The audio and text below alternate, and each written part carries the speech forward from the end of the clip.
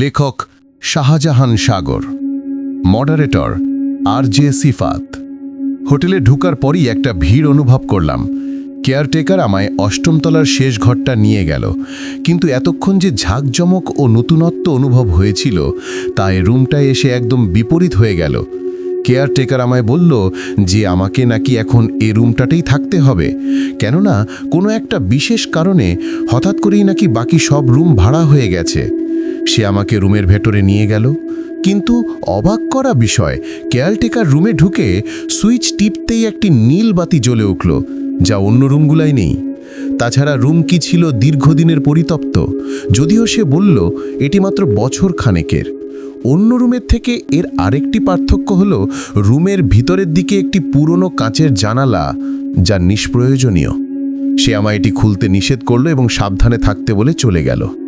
Caretaker চলে যেতেই আমি ঘুমের প্রস্তুতি নিয়ে ঘুমিয়ে পড়লাম। মধ্যরাতের হঠাৎ আমার ঘুম ভাঙতেই অবাক হয়ে গেলাম। ঘুমানোর আগে আমি যে ডিম লাইট জ্বালিয়ে ঘুমিয়েছিলাম সেটি ছিল নীল রঙের, অথচ তা এখন দেখছি লাল রং ধারণ করেছে। আমার বিছানার বিপরীত পাশেই ছিল সেই জানালাটি। জানালার ওপাশ থেকে কেমন জানি ভয়ঙ্কর গোঙানির আওয়াজ আসছে। মনে হচ্ছে কেউ যেন অধিক যন্ত্রণায় কাতরাচ্ছে ও গ্লাসে হাত দিয়ে সেটি থাপড়াচ্ছে আর আমায় কাছে যাবার জন্য ইশারা করছে। আমি ঘুমানোর চেষ্টা করলাম এবং বিষয়টি এড়িয়ে যেতে চাইলাম, কিন্তু আমি কখনোই সেক্ষেত্রে সফল হতে পারলাম না। বরং রাত যত বাড়ল আওয়াজটা ততটাই বেগবান হতে লাগলো। রাত পেরিয়ে প্রায় ভোরের দিকে আমার খানিকের জন্য ঘুম লাগলো, কিন্তু সেই ঘুমটি ছিল আরও ভয়ঙ্কর। স্বপ্নে দেখলাম এক বিচিত্র ধরনের লোক, নারী না পুরুষ আন্দাজ করতে পারছিলাম না। পরনে ছিল সাদা বস্তা আর গায়ে জ্বলানো ছিল রক্তমাখা এক রশ্মি। লোকটি আমার দিকে প্রচণ্ড রাগে তাকাচ্ছে আর তাকে সাহায্য করার ইশারা করে ইন্দোনেশিয়ার ভাষায় আমায় যা বলল তার পুরোটা বুঝতে পারলাম না। তবে এইটুকু বুঝলাম যে সে জানালার ওপার সম্বন্ধে আমায় কিছু বলতে চাইছে, কিন্তু ঠিক কী বুঝাতে চাইছে তা বুঝে ওঠার আগেই আমার ঘুমটা ভেঙে গেল। ঘুম থেকে উঠে শরীরে অনেক ব্যথা অনুভব করলাম। উঠে জানালাটি ভালোভাবে পরখ করতে লাগলাম। না, সব ঠিকঠাক আছে। ফ্রেশ হয়ে কল দিতে লাগলাম কেয়ারটেকারকে আসল সত্যটা জানার জন্য। কেয়ারটেকার কল রিসিভ করতেই কেমন এক প্রশান্তির হাসি দিল, যা আমার কাছে সন্দেহ সৃষ্টি হলো। তাকে সব ঘটনা খুলে বললে সে খানিক পর আসবে বলেই ফোন কেটে দিল। মিনিট 30 পর এসে আমার কথাগুলো ও যেভাবে উড়িয়ে দিয়ে আমাকে নিয়ে ফাজলামি করলো তাতে প্রচণ্ড রাগ হলো। ও বলল রুমটি নাকি পুরনো থাকায় আমি ভয় পেয়েছি। যাই হোক, আমিও তাই মনে করে সব চিন্তা দূর করতে চাইলাম। তারপর জানালার অপর পাশের রুমটি দেখতে গেলাম এই জন্য যে জানালাটির পর ঠিক কী আছে তার কৌতূহল মেটাতে। কিন্তু ওই রুমে এক স্প্যানিশ দম্পতি থাকায় সেদিন দ্বিধায় তাদের কক্ষে গেলাম না। যাই হোক, আমি ফ্রেশ হয়ে একটু বাইরে ঘুরতে গেলাম। তারপর রাতে এসে যখন ঠিক রুমে ঢুকতে যাচ্ছি, এমনি এক স্বজাতি আমাকে পিছন থেকে ডাকলেন। তিনি ভারতীয় সিলেটি। আমি এই রুমে থাকি কিনা জানতে চাইলে আমি সাই দিলাম। তখনই উনি তাড়াহুড়ো করে আমাকে ওনার রুমে নিয়ে গেলেন এবং সেই জানালাকে ঘিরে কিছু কথা বললেন। উনি বললেন এখন থেকে প্রায় 18-20 বছর আগে 2 কলেজ ছাত্রী এই রুমটি ভাড়া নেয়, কিন্তু প্রথম রাত্রির মাঝরাতেই তারা অদ্ভুত সব কর্মকাণ্ডের সম্মুখীন হয়। মাঝরাতে তাদের প্রবল চিৎকারে সবাই তাদের রুমের দরজায় উপস্থিত হয়, কিন্তু কিছুতেই দরজা খোলা যাচ্ছিল না। প্রায় 4 ঘন্টা যাবৎ দরজায় যা চেষ্টা হয়েছিল তাকে দরজা ভেঙে যাওয়ার কথা, অথচ তা হচ্ছিল না। এভাবে প্রায় 3 ঘন্টা পর মেয়ে দুটি চিৎকার করতে করতে হঠাৎ তাদের আওয়াজ বন্ধ হয়ে যায়। সেই সাথে দরজাও আপনা আপনি খুলে যায়। ভিতরে ঢুকে মেয়ে দুটির রক্তাক্ত লাশ পাওয়া যায়। তাদের উভয়ের দেহে এতটাই আঁচড়ের দাগ মিলে যে বোঝাই যাচ্ছিল না কোনটা কার লাশ। সেই থেকে এই রুমটি পুরোপুরি বন্ধ। তবে এর আগেও এটি নিয়মিত খোলা ছিল কিনা তা জানাতে পারেননি সিলেটি ভাইটি। তার এই কথা শুনে আমি আজকের রাতটি তার রুমে থাকার জন্য অনুরোধ জানালাম, কিন্তু তিনি তার রুমে স্ত্রীকে নিয়ে থাকেন বলে আমাকে জায়গা করে দিতে পারলেন না। তিনি আমায় অন্য রুম জোগাড় করার অনুরোধ করলেন। আমি কোনো উপায় না দেখে সেই অভিশপ্ত জানালা বেষ্টিত রুমটির দিকে ধীর পায়ে হেঁটে চললাম আর ভাবতে লাগলাম প্রথম দিনে যখন কিছুই হয়নি, তাহলে কি মূল ঘটনাটির পুনরাবৃত্তি আজকে ঘটকে যাচ্ছে আমার জীবনে? অবাক কাণ্ড! আজ রুমে এসে লাইট জ্বালাতেই একটা বাদানি রঙের আলো জ্বলে উঠল পুরো রুমে। আমি যথারীতি ভয়ে বিছানা তৈরি করেই ঘুমিয়ে পড়লাম, কিন্তু মনে ভয় থাকায় রাত্রে লাইট অন করেই ঘুমিয়েছিলাম। মাঝরাতে হঠাৎ কিসের আওয়াজে আমার ঘুম ভেঙে গেল। জানালার ওই গ্লাসে কে যেন আজও হাতড়াচ্ছে, সেই সাথে আজ অনেক মানুষের আর্তনাদ শোনা যাচ্ছে। সবাই যেন বন্দিদশা থেকে মুক্তি পাওয়ার জন্য আপ্রাণ চেষ্টা করছে। গ্লাসে কেউ একজন নখ দিয়ে আঁচড়াচ্ছে। মিনিট 30 পর সব বন্ধ হয়ে গেল। তখন শুধু একটা নারী কণ্ঠের আর্তনাদ শোনা যাচ্ছিল। কেউ একজন বলছে, আকু চিন্তা কামু, আকু চিন্তা কামু। সাথে ধস্তাধস্তির আওয়াজ শোনা যাচ্ছে। মনে হচ্ছে মেয়েটিকে সেখানে নির্যাতন করা হচ্ছে। আমি এতক্ষণ ভয়ে কম্বলের নিচে থেকে মুখ বের করিনি, সূরা কালাম পড়ছিলাম। এখন একটু সাহস নিয়ে কম্বল সরিয়ে জানালার দিকে তাকালাম, কিন্তু তাতে প্রচণ্ড ভয় পেয়ে গেলাম। কেননা লাইটের রং লাল হয়ে গেছে, আর জানালা বেষ্টিত দেওয়ালটিতে প্রচুর রক্ত আর আঁচড়ের দাগ দেখতে পাচ্ছিলাম। হঠাৎ লাইট বন্ধ হয়ে গেল। জানালার ওপাশে প্রচুর মানুষ ভয়ে চিৎকার করছে। আমাকে চমকে দিয়ে এখন জানালা থেকে একটা ছায়া বেরিয়ে এসে আমার বিছানার পাশে দাঁড়ালো। আমি খুব ভয় পেয়ে গেলাম। তাহলে কি ওই দুটি মেয়ের মতোই শেষ পরিণতি আমারও ঘটতে যাচ্ছে? কিন্তু ছায়াটি আমার পাশে এসে অত্যন্ত করুণার স্বরে বলল, আমাদের মুক্তি দাও। সাথে সাথে সেটি মিলিয়ে গেল। রাতে পরে আর কোনো আশ্চর্যজনক ঘটনা ঘটেনি। ভোর হতেই যেন একটা স্বস্তি পেলাম। জীবন তাহলে আমায় আরও একটা দিন ফিরিয়ে দিল। আমি গত 2 রাতের কথা তখন ভাবছিলাম। ওই পারের রহস্যটা ঠিক কী হতে পারে তাই ভাবে পাচ্ছিলাম না। ফ্রেশ হয়ে নাস্তা করলাম। তারপর আমার পাশের রুমটি চেক করতে গেলাম, এই জন্য যে জানালার ওপাশ ওই রুম পর্যন্ত বিস্তৃত কিনা, অথবা ওই রুমেও কি এরকম জানালা আছে তাই দেখার জন্য। গিয়ে দেখলাম রুমের দরজা খোলাই আছে। ভিতরে গিয়ে দেখলাম রুমটি খালি। হয়তো রুমের ভাড়াটেরা চলে গেছে। রুমটি অত্যন্ত অত্যাধুনিক, যে কোনো প্রেসিডেন্টের জন্য উপযুক্ত। অন্তত আমার রুমের মতো পুরনো না, আবার সেরকম কোনো জানালাও নেই। তবে এ রুম ও আমার রুম এর মাঝখানে অল্প জায়গার ব্যবধান রয়েছে। তার মানে জানালার ওপাশ কিছু একটা ঠিকই আছে। রুমে এসে অনেক ভাবলাম। রাতে যা হয়েছিল তার কোনো প্রমাণই এখন রুমে নেই। তাই অনেক ভাবার পরেই সিদ্ধান্ত নিয়ে ফেললাম যে আজ রাতেই আমি জানালা খুলে ভিতরে ঢুকব। তাই সেরকম ভালো প্রস্তুতিও নিয়ে ফেললাম। কিন্তু জানালার ওপাশে প্রবেশ করার পূর্বেই আমাকে ওখান সম্পর্কে আগে ভালো ধারণা নিয়ে নিতে হবে। সেজন্য ছুটে চললাম হোটেলের কিছু আদি বাসিন্দাদের বাসাতে, খোঁজ নিতে যে তারা এই বিষয়ে কিছু জানে কিনা। কিন্তু কেউই রাজি হলো না কিছু বলতে। শুধু একজন বৃদ্ধ ছাড়া বাকি সবাই না করে দিল যে তারা কিছুই জানে না। শেষমেশ নিরাশ হয়ে হোটেলে ফিরলাম। আমি রুমে ঢুকার পরই একটা ঠান্ডা বাতাস রুমের দরজা দিয়ে বেরিয়ে গেল। কিন্তু তাতে দ্বিধা করলাম না, বরং সন্ধ্যা হবারই অপেক্ষায় রইলাম। বিকেলের জন্য কেয়ারটেকারকে বলে অতিরিক্ত টাকা দিয়ে খাবারটা রুমে নিয়ে এলাম, কারণ বিকেলে আমার ক্ষুধা ছিল না। তাই ভাবছিলাম সন্ধ্যায় মাগরিবের নামাজ শেষেই খেয়ে নিব। সব কিছু ঠিকঠাক মতো রেডি করলাম। রুমের দরজা ভিতর থেকে এমনভাবে নক করলাম যেভাবে বাহির থেকেও চাবি দিয়ে খোলা যায়, অর্থাৎ সিটকালি লাগালাম না, যাতে করে কেয়ারটেকার বা অন্য কেউ বুঝে যে আমি বাইরে গেছি। ভাবটুকু খেয়ে নিতে চাইছিলাম, কিন্তু পরে ভাবলাম জানালার রহস্যটা উদ্ধার করার পর এসেই খাবো। ঢোকার আগে রুমের লাইট নিভিয়ে টর্চটা হাতে নিলাম। এবার জানালা এসে হাত দিয়ে চাপ দিয়ে টেনে খোলার চেষ্টা করলাম, কিন্তু কিছুতেই খুলছে না। গ্লাসটা ভালোভাবে পরখ করলাম যে কোথাও লক করার সিস্টেম আছে কিনা, কিন্তু তেমন কিছুই পেলাম না। তাই আবারও চেষ্টা করতে লাগলাম। প্রায় 7 মিনিট পরও যখন খুলল না, তখন ব্যর্থ হয়ে যখনই সরে যেতে চাইছিলাম তখনই আপনি জানালাটি খুলে গেল। এতে অবাক না হয়ে পারলাম না। কিন্তু জানালাটি খোলার সাথেই একটা ব্যতিক্রমধর্মী বাতাস জানালার ওপাশ থেকে বেরিয়ে এলো। আমি 7-5 না ভেবে জানালায় মুখ দিলাম, কিন্তু অন্ধকারে কিছুই না দেখা যাওয়ায় টর্চ লাগালাম। ভেতর থেকে প্রচুর দুর্গন্ধ আসছে। মুখ জানালার ভেতর থেকে বের করে বমি করলাম। তাছাড়া টর্চের আলো তো ভিতরে কিছু দেখা যাচ্ছিল না। বমি করাতে ক্ষুধার জ্বালা বেড়ে গেল। কিন্তু এত সহজে হাল ছাড়ার পাত্র আমি নই। তাই তো মুখে আবারও স্প্রে করে মাস্ক লাগালাম।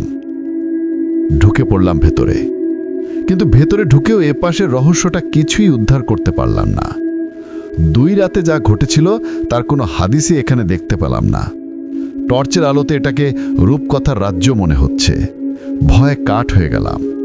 প্রায় 15 মিনিট সার্চ করার পর সেখান হতে বের হতে চাইলাম, কিন্তু জানালাটি খুঁজে পাচ্ছি না। আমি তো জানালার 1 হাত দূরেই মাত্র ছিলাম, কিন্তু আরও কয়েক হাত দূরে গিয়েও যখন জানালাটি খুঁজে পেলাম না, তখন ব্যর্থ হয়ে অসহায়ের মতো এক অন্ধকার রাজ্যের মাঝখানে আমি দাঁড়িয়ে রইলাম। কতক্ষণ পর জ্ঞান ফিরল আমি জানি না, কবে জ্ঞান হারিয়েছি তাও মনে নেই, কেননা এখানে আমি পৃথিবীর প্রতি কোনো টান অনুভব করছি না। মনে হচ্ছে আমি যেন মহাবিশ্বের কেন্দ্রবিন্দুতে অবস্থান করছি। কিন্তু এ কি হলো? আমি আমার পা হাত কিছুই নাড়াতে পারছি না। নাড়ানোর চেষ্টা করলেই শিকলের মতো ঝনঝনিয়ে ওঠে। এখানে ঢুকার মূল উদ্দেশ্যকে ভুলে গিয়ে এখন আমাকে এখান থেকে বের হবার সব ধরনের চেষ্টা করতে শুরু করলাম। মনে পড়ল সেদিনকার সেই বৃদ্ধ ইন্দোনেশিয়ান লোকটির কথা। মনের মধ্যে ডর আঁকড়ে ধরল। আয়াতুল কুরসি জোরে জোরে পাঠ করলাম। হাতের লাইটটিও হারিয়ে ফেলেছিলাম। অনেক জোরে জোরে সূরা কালামার দোয়া দুরূদ পড়তে লাগলাম। হঠাৎ অনেকগুলো শিকলের আওয়াজ আমার চারপাশ থেকে শুনতে পেলাম। অনেক গড়গড় আওয়াজও আসলো। ভয় পেয়ে গেলাম, কিন্তু পড়া বন্ধ করলাম না। অবশেষে সফলও হলাম। কয়েক গজ দূরেই কিছু আলোক সংকেত দেখতে পেলাম। এগিয়ে গেলাম সেদিকে, কিন্তু কেন জানি মনে হচ্ছে সেটি এখানকার রহস্যের একটি প্রতিফলন। আলোর কাছাকাছি যেতেই সেটি মিলিয়ে গেল। একটা লাল চিহ্ন আমায় কিছু একটা ইঙ্গিত দিয়ে বোঝাতে চাইল। আমি সেই সংকেতটি প্রায় মুখস্থ করে ফেললাম, যাতে পরে সেটি দিয়ে কিছু একটা বুঝতে পারি। খানিকক্ষণ পর বাদিক থেকে আরেকটা নীল আলোক রশ্মি এলো। আমি সেদিকে বেশ কয়েক মিটার এগিয়ে গেলাম। শরীর তখন ক্ষুধা আর ভয়ে নিঃশেষ হয়ে গেছিল। নীল আলোক রশ্মিতে এগিয়ে যেতে যেতেই হঠাৎ আচমকাভাবে আমার রুমের সেই রহস্যঘন জানালাটি খোলা অবস্থায় দেখতে পেলাম। কেন মনে হচ্ছে সেই আলোক রশ্মি দ্বারা করা সংকেতটি আমায় বাইরের কোনো রহস্যকে ইঙ্গিত করেছে, আর আমাকে সেজন্যই এখন বাইরে যেতে দেয়া হচ্ছে? তড়িঘড়ি না ভেবে তৎক্ষণাৎ জানালা পাড়ি দিয়ে বেরিয়ে এলাম এবং হাফ ছেড়ে বাঁচলাম। পিছন তাকিয়ে দেখি জানালাটি আপনা আপনি আবার বন্ধ হয়ে গেল। মোবাইলটি হাতে নিয়ে তারিখ ও সময় দেখে আরও বেশি অবাক হলাম। দেখি জুলাই মাসের 8 তারিখ। রুমে প্রচুর ধুলোবালি। আমি জানালা পেরিয়ে ওপাশের অন্ধকার রাজ্যে গিয়েছিলাম 8ই এপ্রিল। মানে দীর্ঘ 3 মাস আমি সেখানে বন্দী ছিলাম। কিন্তু কিভাবে না খেয়ে এতদিন পরে আমি বেঁচে আছি তা আন্দাজও করতে পারছি না। আমার জিনিসপত্র অনেক নষ্ট হয়ে গেছে, কিন্তু মোবাইলটা ওপাশে ঢোকার আগে চার্জে লাগিয়ে গেছিলাম বলে নিজেকেই নিজে ধন্যবাদ দিচ্ছি। কিন্তু দরজা খুলতে গিয়ে আরেকবার টাসকি খেলাম। দরজা বাইরে থেকে বন্ধ, আর 3 মাস নিখোঁজ ব্যক্তির জন্য কর্তৃপক্ষের দরজা খোলা রাখারও কথা না। হয়তো চিরতরে সেই দরজা কর্তৃপক্ষ বন্ধ করে দিয়েছে, আর সবার কাছেই অভিশপ্ত রুমটা আরও রহস্যময় হয়ে উঠছে। মনে থাকতেই সেই লাল সংকেতটি ধুলো পড়া কাগজে লিখে নিলাম। এখানকার সবকিছুই এক একটা রহস্যময় হয়ে উঠছে। দরজা টুকা দিতে দেখা সেটা আপনা আপনি খুলে গেল। একটা স্বস্তি পেলাম। বাইরে বের হয়ে সাথে সাথে দরজা এমনভাবে লাগালাম যেন কেউ বুঝতে না পারে যে এটি খোলা আছে। বাইরে কাউকে দেখতে পাচ্ছি না। এই 3 মাসে বাইরটা খুব বেশি পরিবর্তন হয়নি। দরজার দিকে আরেকবার তাকাতেই দেখলাম উপরে ইংরেজিতে লেখা আছে, ডোন্ট ইনফিলট্রেট ইন। তার মানে এখন যদি ভেতর থেকে আমায় বাহির হতে দেখতো তবে খুব সমস্যা হতো। কিন্তু সিসি ক্যামেরাও তো আছে। তাই অভিশপ্ত এই রুমটা থেকে সরে পড়লাম এবং বেরিয়ে গিয়ে আগে সংকেতটির ব্যাখ্যা খুঁজতে হবে। তাই প্রথমেই হোটেল থেকে বেরিয়ে একটু খেয়ে ফ্রেশ হলাম। তারপর একজন জ্যোতিষের কাছে গেলাম। তার কথা মতো সংকেতটি আমায় হোটেলের পাশের পুত্রী নামক জঙ্গলের দিকে ইঙ্গিত করে। কিন্তু এখানে যাওয়া আমার পক্ষে অসম্ভব, কেননা সেটি অত্যন্ত ঘন একটি জঙ্গল। সীমানা পেরিয়ে কাছে ঘেঁষলে মারা যাওয়ার আশঙ্কা 90%-এরও বেশি, আর জঙ্গলে ঢুকলেই নিশ্চিত কোনো জীবজন্তুর হাতে মৃত্যু। তাই কি করব তা ভেবেই পাচ্ছিলাম না। আবারও রুমে ঢুকলাম সবার চোখে ফাঁকি গিয়ে। ভেতরে গিয়ে ঘুমিয়ে পড়লাম ধুলোবালি বেষ্টিত সেই অভিশপ্ত রুমে। এখন আর আগের মতো ভয় করছে না। শুধুমাত্র নির্দিষ্ট একটি নির্দেশনা পাওয়ার জন্যই অপেক্ষা করছি। মাঝরাতে হঠাৎ ঘুম ভাঙল। দেখতে পেলাম জানালা থেকে একটা লোক বেরিয়ে আসছে। পরপর 3 জন। আমি তাদের নির্দেশনার জন্যই অপেক্ষা করছিলাম। সেদিন তাদের মুখ থেকে সব ঘটনা শুনেছিলাম। তখন 1936 সাল। ইন্দোনেশিয়াকে তখন নেদারল্যান্ড শাসন করছে। সভাপতি ইন্দোনেশিয়া বহু জাতিগোষ্ঠীর বিচিত্র এক দেশ। কয়েকজন নেদারল্যান্ডি সেনাবাহিনী ইন্দোনেশিয়ান প্রায় 120 জন স্বাধীনতাকামী লোককে ওই জানালার ওপাশে বন্দী করে রাখে। অথচ জানালার ওপাশটি অত্যন্ত সংকীর্ণ, যাতে এত মানুষ থাকার মোটে উপযুক্ত না। হোটেলের মালিকও নেদারল্যান্ডের ছিল। তাদের হাতে পায়ে শিকল পরানো ছিল। এতে তারা বিন্দু মাত্র নড়তে পারত না। এদের মধ্যে বেশ কয়েকজন তরুণীও ছিল। নেদারল্যান্ডের অত্যাচারী সেনাবাহিনীরা যখন তখন এসে ওই সব তরুণীদের অত্যাচার করত। তাদের কেউ ছিল ভাইয়ের সামনে, কেউ বাবা বা মায়ের সামনে, কিন্তু তাদেরকে কোনো খাবার দেয়া হতো না। ওখানেই বন্দী অবস্থায় সবাই আহার ক্ষুধায় মারা যায়। এদিকে ইন্দোনেশিয়া স্বাধীন হলে প্রথমে হোটেলটি সরকারের নিয়ন্ত্রণে আসে। ওই জানালাটি তখন বন্ধ করে দেয়া হয়। এমনটি লাশগুলো পচে গিয়েছিল, অথচ সেগুলো সরানো হয়নি। বাকি ইতিহাসটা আমার জানা। সেদিন তারা জঙ্গলটির ব্যাখ্যাও আমায় দিয়ে দিল। সেখানে গেলে আমার কোনো ক্ষতি হবে এমন নিশ্চয়তাও তারা দিল। তবে সেজন্য আমায় কিছু নিয়ম অনুসরণ করতে হবে। আমি সেভাবেই পরদিন প্রস্তুতি নিয়ে জঙ্গলটির উদ্দেশ্যে রওনা দিলাম। কিন্তু মনে মনে চিন্তা করতে লাগলাম, তাদের কথাটি যদি সত্যি না হয়। জঙ্গলের নির্দিষ্ট সেই স্থানে যেতেই চমকে গেলাম। এতদিন পর কিভাবে এগুলোর অস্তিত্ব টিকে থাকে। এখানে এসে কিছু জিনিসপত্র দেখতে পেলাম। এর বেশিরভাগই লোহার, কতগুলো প্লাস্টিক, আর বাকিগুলো পচে গেছে। এখানেই সেই সকল অত্যাচারী সেনাবাহিনীর কয়েকজন শেষ নিঃশ্বাস ছেড়েছিল। কিন্তু তারা এই জঙ্গলে আসার সাহস করেছিল কিভাবে? হয়তো তখন এত গহীন বন ছিল না। ব্যবহার্য সকল জিনিসপত্র তখন একত্র করে খুঁজতে লাগলাম। খুঁজতে গিয়ে একটি টিনের টুকরোও পেলাম, যাতে লেখা আছে Mark Stuart Taylor, Netherland, Berg University. সেটি পকেটে রেখে বাকিগুলোতে কেরোসিন ঢালিয়ে আগুন ধরিয়ে দিলাম। দাউ দাউ করে আগুন জ্বলছে। হোটেলের সেই রুমটি আজ অভিশপ্তের কালো দাগ থেকে মুক্ত পেল এমন বিশ্বাসই ছিল। জঙ্গল থেকে হোটেলে ফিরে এসে রুমে ঢুকতে গেলাম, কিন্তু আজ শেষ দিনেই আমায় ঢুকতে দেখে ফেলল একজন। আমাকেও রুমের বিস্তারিত বর্ণনা দিল। ও চলে যেতেই আমি মুচকি হেসে রুমে ঢুকলাম। মাইর গেছে নানা বাড়ির গফ। কিন্তু রুমে ঢুকতেই আবার সেই অভিশপ্ত অস্তিত্বের অনুভব করলাম। বুঝলাম ওরা হয়তো সবাই মুক্তি পায়নি। কাছে গিয়ে জানালা খুললাম। এবার প্রথম চেষ্টাতেই খুলে গেল। আজ একটা নারী কণ্ঠ আমার সাথে কথা বলল ওপাশ থেকে এপাশে। কিছু তাতে একটার ফাঁক অনুভব করলে। আমি ভেবেচিন্তে কেরোসিনের বাকি বোতলটা ভেতরে অন্ধকারের মাঝে ঢেলে দিয়ে আগুন জ্বালাতে লাগলাম, কিন্তু নারী কণ্ঠটি আমায় তার আগে পকেটের ওই টিনের টুকরোটাকে ফেলে দিতে বলল। আমিও তাই করলাম, তবে টিনের ঠিকানাটা মুখস্থ করে রাখলাম।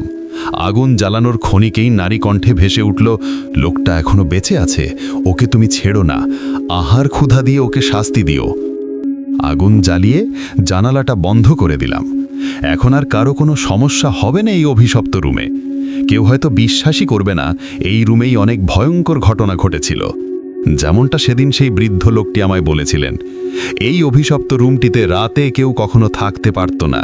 ছেলে হোক আর মেয়েই হোক, রাতে এই রুমে যে ঘুমিয়েছে তাদের অঙ্গ প্রত্যঙ্গে নানা ক্ষতের চিহ্ন পাওয়া যেত, এবং কেউই সকালের সূর্যের আলো দেখতে পেত না। সর্বশেষ ওই দুই কলেজ ছাত্রী দুটির ক্ষেত্রেও হয়েছিল। তারপর নাকি এই রুমটিকে বন্ধ করে দেওয়া হয়। অনেকদিন পর আমি একমাত্র ব্যক্তি ছিলাম যে এই রুমে প্রথমবার কয়েকদিন থেকেছি। তবে আজ সব মায়া ত্যাগ করে এই হোটেল ছেড়ে চিরদিনে চলে যাচ্ছি। শুধু হোটেল না, এই বিচিত্রময় ইন্দোনেশিয়া থেকেও চলে যাচ্ছি। গন্তব্য এবার নেদারল্যান্ডের দিকে।